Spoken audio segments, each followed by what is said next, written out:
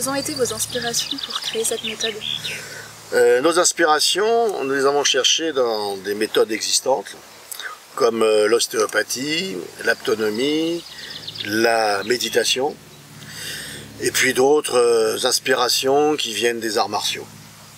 Nous n'avons rien inventé, nous avons seulement réuni nos connaissances qui vont dans un sens commun, qui est celui de la régulation des mouvements internes du corps qui sont des mouvements naturels et de l'accompagnement, ça c'est un terme très important, de l'accompagnement de ces mécanismes naturels.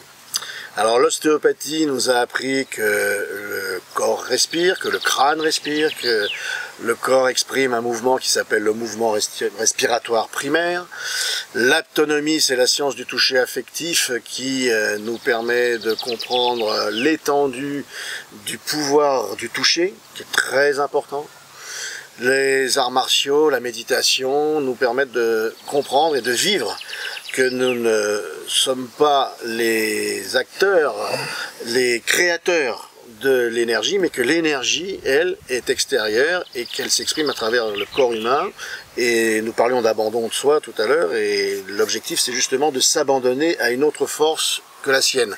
Alors l'ostéopathie parlait du souffle de vie, de Dr Steele, le fondateur de l'ostéopathie, a développé cette notion d'énergie universelle qu'il appelait lui le souffle de vie.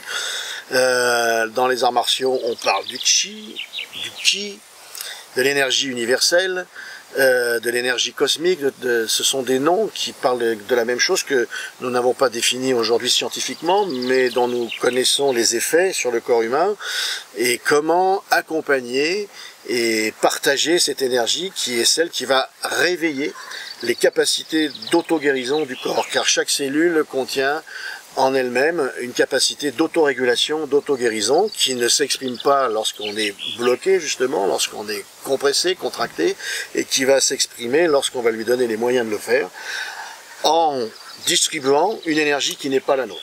Voilà.